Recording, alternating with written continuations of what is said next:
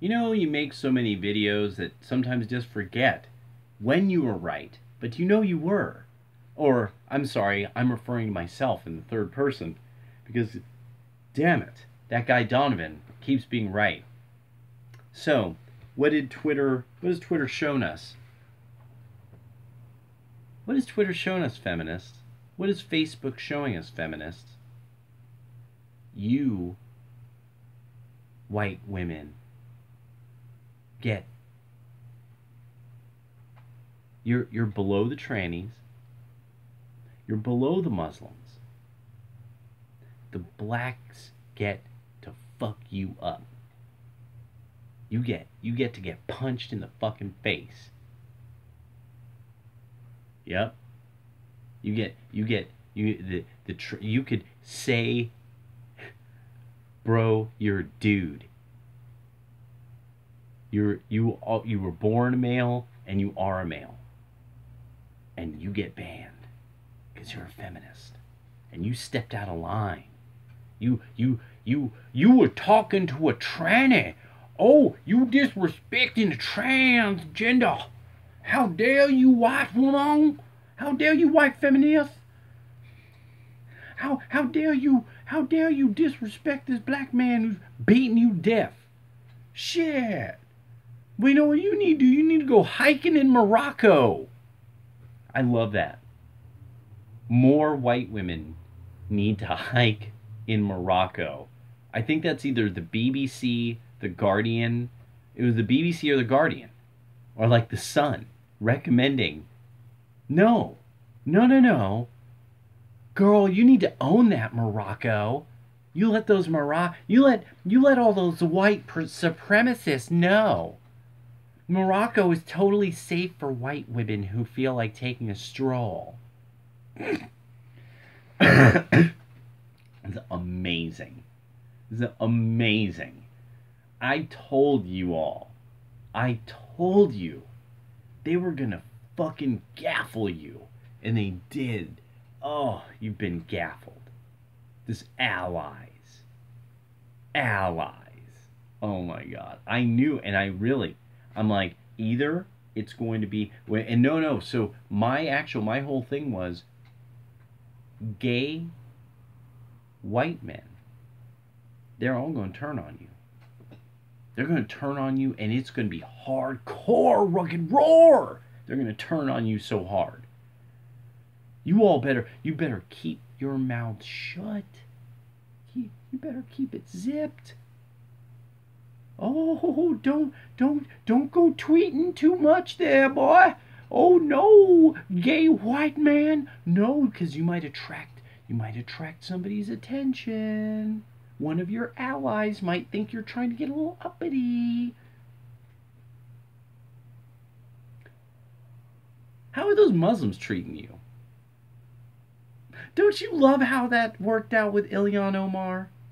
By the end of it all, it just became a giant, oh, we condemn the hate-speaking people who speak with the hatred. We hate white supremacy. Ilhan Omar somehow turned it around with like Islamic magic. You know, it's like, yeah, wow. God damn. I just love this. By summertime, you all will be eating each other alive. You will be eating each other alive. We don't even have to do anything. In fact, actually now, what's starting to run through my head,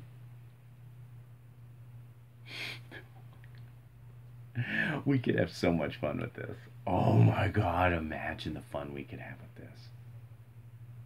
Don't get too uppity there, ally. Oh my God. It's gonna be so good. And then we still, this is the best part. You still haven't had the black people talk about what they think of everybody. No, we still haven't really heard what, black activists think about money to Israel. Maybe we should know a bit more about that. I wonder what the Latino activists think about all that business. I bet it would be interesting to know what, like, all these black women who have bastards and need money, what they think of the fact that Israel gets so much goddamn money. Boy, wouldn't that be interesting if they all started having a conversation at the intersection using lots of diversity. God damn, it's so good. See, with the beautiful part with the Republicans is all we have to do is make it obvious that, motherfucker, you're going to cut our taxes, and motherfucker, we're going to stop funding these people. Because all it is that there's just this cuckoldry in the Republicans and among the Nationalists and stuff. Because the whole thing about funding Israel actually now no longer has any basis in some kind of rational thought. They don't need funding. The GCC doesn't need funding. If what it is that we need to openly fund the Gulf Cooperation Council, then that needs to be said. Otherwise, the Gulf Cooperation Council can fund itself. This is the key problem with all people right now on the right.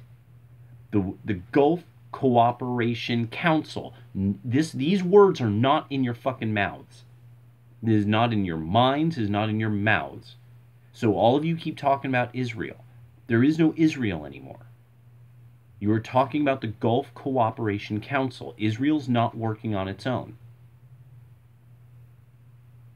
They are starting to pool their resources, and all of them are coming up on our tax-paying dime. They're all getting all of this money. We built the wall for Jordan. We built the wall in Saudi Arabia. We built those walls in Israel with the help of Democrats signing off on all this shit. Because nobody will discuss, there's a reason no outlet will discuss the Gulf Cooperation Council. If you are supposedly a nationalist, if you are some white nationalist or the fact that none of you say these words, GCC, that Trump literally has repeated those three letters over and over and over again. There's the picture with the globe. Nobody will discuss this. I just don't understand this anymore. Then I'm like, why are you... Stop talking about Israel and start talking about the goddamn organization you're really dealing with. It's like discussing, oh man, Belarus. Those goddamn Belarusians and all that money we're giving to Belarus. Wait, do you mean NATO? Well, yeah, but I mean, it's those Belarusians. I mean, and I get it. I get it. I'm not trying to really take away from, like... It's, I get it. Don't worry. I get what mob that, that we seem to be in unbelievable levels of cahoots with. It's just that people need to start discussing this strategically and appropriately. You can defund funding to the GCC. This is obviously some kind of defense spending. This is not foreign aid. This is some type of defense spending. This is why no one will say the words GCC, because once we start discussing that, it's like discussing NATO.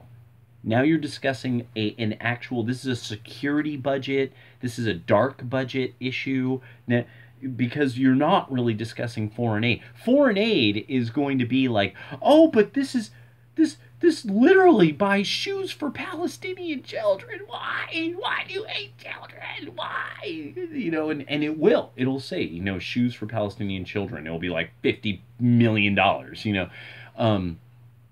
like hats, yarmulkes for the Orthodox, in the poorest parts of Israel. It'll be something kooky as hell that you're like, really? That's what we're getting? What? Water project, that kind of thing. It won't be. It's the Department of Energy. It's energy policy. It's energy policy money. It's energy department money.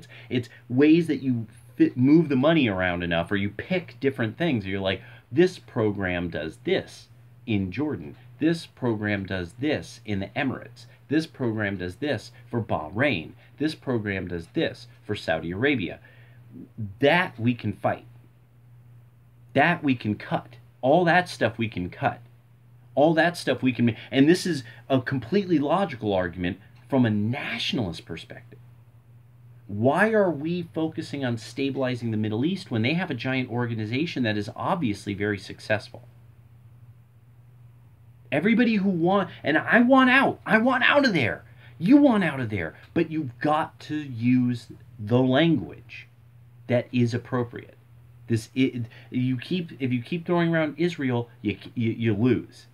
If you throw around Saudi Arabia, or you throw around Israel, there's always somebody's going to have a beautiful way of countering that. You're always going to get packed. You're going to be like, for two, and they're going to be like, for nothing. Ha ha, take that, goy. So you need to start discussing, we need to no longer fund the GCC states. They can fund themselves. And this is factually true. We know this is factually true. What obviously is the issue for the United States, for nationalists, is we apparently do not have a true amicable relationship with Central America. South America we could wait on. It's Central America. We need to know that that there's no longer a capacity for millions of people to just walk into our country. This means that we have to know every stop of the way, we have a way of dealing with it. We have influence in that nation. Right now, we don't. Right now, we are behind China and Russia having tremendous influence in Nicaragua, Guatemala, El Salvador. We still have some power over Panama, but not enough.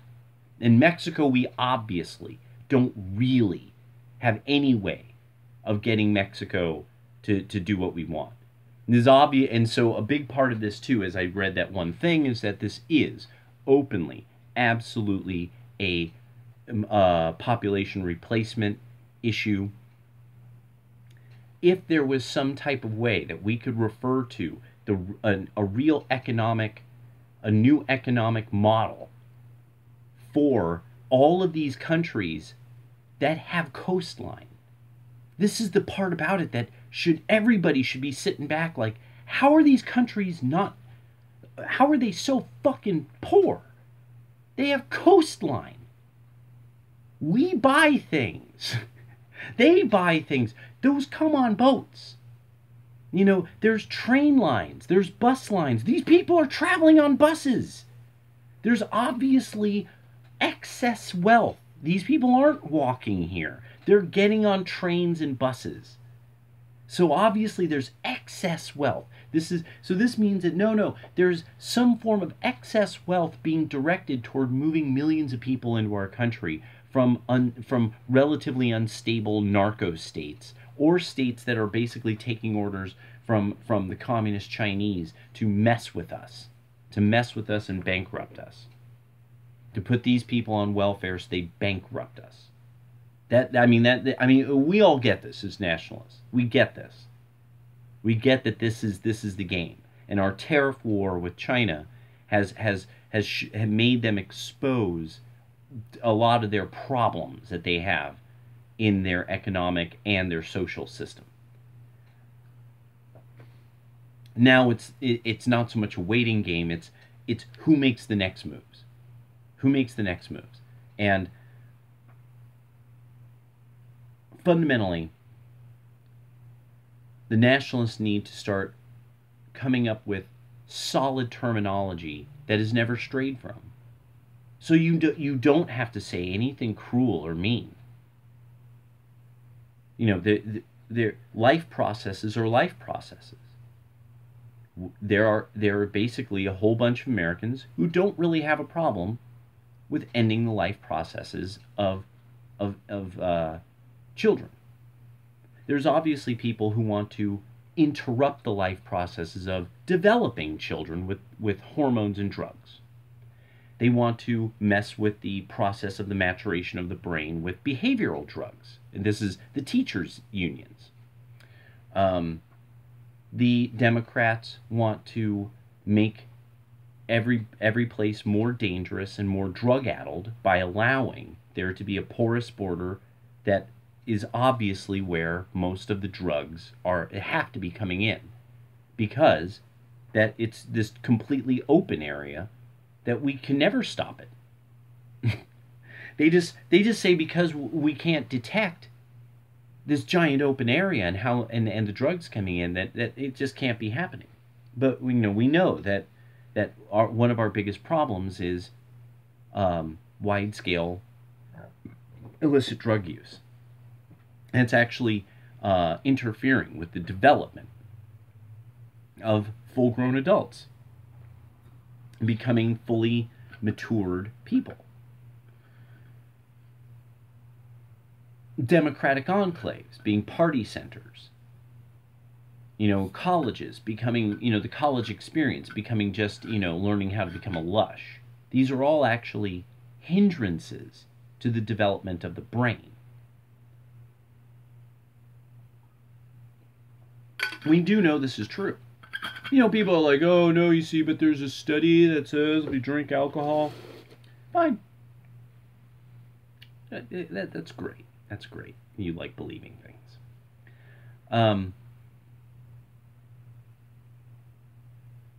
The left is going to have a harder and harder time trying to prove what they could possibly do. What could they possibly offer? Venezuela? Mexico? San Francisco? A city that now is like openly being called a shithole by tourists? That car thefts now, it's like nothing ever seen. It's like problems that have never been seen in San Francisco. I'm from there. What I see in now, I know what I'm seeing. I know where I'm seeing. And I'm like, holy fucking crap, dude. That's unbelievable.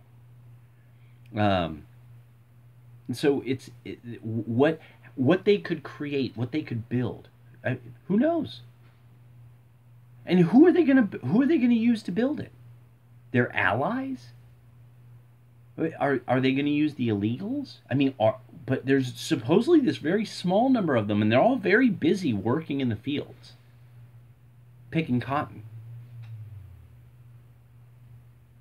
That's a joke. So I'm actually kind of enjoying seeing, like, what are they going to try to say they could possibly do that would be a net positive for anybody who's not a drug addict. Because if you like drugs and you like to party, I could totally get why you would vote Democratic. But if you have like a child, if you have a son, I have no idea why you would vote Democratic. I guess I get it if you're a single mom and you haven't figured out that the cost will eventually be that your child will probably come out all fucked up, is the deal, is that the state sort of owns your kid in a way, but yeah, I mean, even then, I just get this feeling that at some point it's like, do you not understand that these people, that it's the Democrats who really want to fight Russia? Like, this is another one that actually is also disturbing me about. There's this sort of like this thing that's happening on the right where Russia's okay, no, Russia's bad, no, okay, no. Everybody's got to get this through their head. Russia has been, and the West has been going after Russia for like 110 years. They finally sort of have a kind of a normal, things are kind of normal. I mean, and again, we're still fucking with these people, and the right is absolutely not discussing that NATO is antiquated. It is obsolete. that, and especially these people who are like, Hitler did nothing wrong. It's like, okay, so yes, so let's end NATO. Okay, let's get on this. Let's get a propaganda campaign going. Let's see if we can get people who are a bit more Normieville to go for end NATO. Concentrate on concentrate on Cen Am. If we could stabilize Cen Am and SoAm, we're way ahead. If we can get those countries to straighten up, the wealth will be unbelievable. They won't want to come here. They'll be getting rich where they live. One of the main problems is actually property rights. A lot of those countries, their entire system of law is just a fucking outhouse. There's no property rights. There's not really property rights. Not like in the U.S. where there's this extremely long tradition of banking and property rights, so that there's these even antiquated systems of addressing property and real estate. So that's, yeah. So the allegiance on the left is now at the stage that what they're going to have to do is trade off pieces of pie. Okay, you could get this, but you could get that, and you can get this. They're going to have to keep a lot of their smartest elements on the shush mode. No. Black men do not talk about traditional black stuff. No. No, these women cannot get married. It's bastardy. We need black people unmarried so that their sons are frequently shot by police because they don't think correctly. We need these kids rioting in schools. We cannot get white men's money unless black children are extraordinarily dysfunctional. Planned Parenthood cannot stay open unless black women are culling lots and lots of black children before they're born. Unless we cull blacks, we cannot keep the Democratic Party going. So shush. No proud black men. No real big muscle black men. No. Get Ta-Nehisi Coates out here. Get that one guy from the Young Turks. Get that one guy at the gap in his teeth and the crazy afro. He's some professor or something. Get that guy from the CIA who's always on MSNBC and CNN. Those guys will go toes to the line. Call those men. Because if you have manly men who want jobs, who are like, I want to do roofing, but there's all these illegal aliens doing it. Oh, nigga, turn them in. Because that's what black people would do. Nigga, turn them in, nigga. And then that would be it. And then all of a sudden, people would be like, oh, man, fuck those guys. Goddamn mayates. Goddamn mayates. Turn me in, man. To migra, I know a lot of insults in a lot of languages. So it's the beauty of it is the alliance can't last. And the beauty of it too is the Asian that's a sleeping fucking dragon. It's a sleeping dragon right now. The Asians are getting fucking fucked by the allegiance. You're getting fucked. No, nobody gives a shit about you, little Asian woman. No one gives a shit about you. You have no issues, okay? They know you have no issues. You want to have issues, but you don't have issues. You keep trying to have issues, but no one will take you seriously. Look at the way that they fetishize us Asian women. Oh, this article went nowhere. Oh, no tweets, no retweeting, no, because no one on the left cares. Your allies don't care. Because you're doing well. You did your homework. You do your homework. You went to Chinese school. You can count. You could do math on an abacus. There's entire ways you understand math totally differently because you speak a different language and the way that math is communicated is different.